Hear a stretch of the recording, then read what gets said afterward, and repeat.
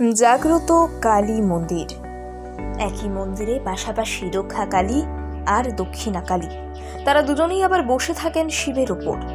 এখানকার কালী প্রতিমা সেই কারণেই অন্যান্য জায়গার প্রতিমার চেয়ে আলাদা।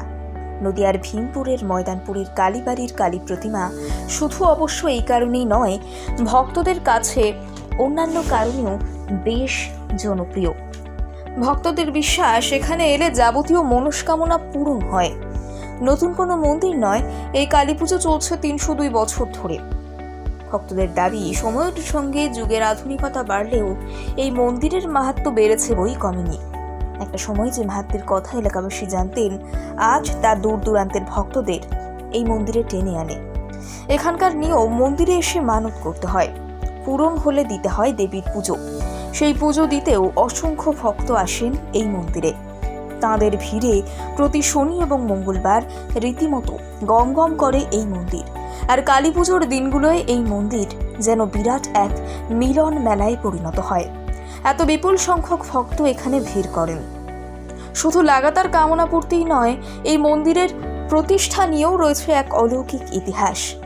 কথিত আছে, দেবী স্বপ্নাদেশ পেয়েছিলেন লক্ষ্মী দাস নামে এই ময়দানপুরের এক মহিলা।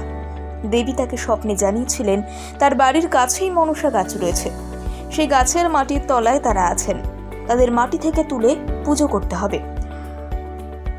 পরদিন থেকেই করতে হবে পুজো। দেবীর সেই স্বপ্নাদেশের পরদিন ছিল শ্যামা পুজোর তারিখ। কথিত আছে, স্বপ্ন যিনি দেখেছিলেন সেই লক্ষ্মী দাস ঘুম থেকে উঠে বাড়ির সবাইকে এই কথা জানিয়েছিলেন, কিন্তু কেউ তাকে বিশ্বাস করেননি। শেষ পর্যন্ত অবশ্য তার জোড়াজুড়িতে শুরু হয় মাটি খোঁড়া। বেশ কিছুটা মাটি খোঁড়ার পর উদ্ধার হয় জোড়া কালী মূর্তি। এরপর যেখান থেকে কালী মূর্তি দুটি উদ্ধার হয়, সেই মনসা গাছের পাশেই তৈরি করা হয় দেবীর বেদি। সেই খবর ছড়িয়ে পড়ে গোটা গ্রামে।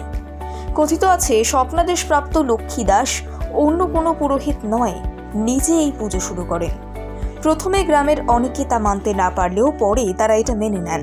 সেই সময় প্রতিমা বিসর্জন দেওয়া হয়েছিল। এরপরেই দেবীর স্বপ্নাদেশ ওই বেদি স্থানে নির্মাণ করা হয় মন্দির। পঞ্চম দোলে স্থায়ীভাবে দেবীর বিগ্রহ তৈরি করে প্রতিষ্ঠার পর পুজো শুরু হয়।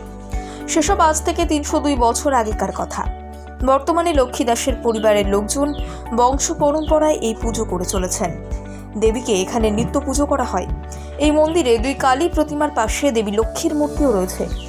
দেবী লক্ষ্মীকেও এখানে নিত্য পুজো করা হয়।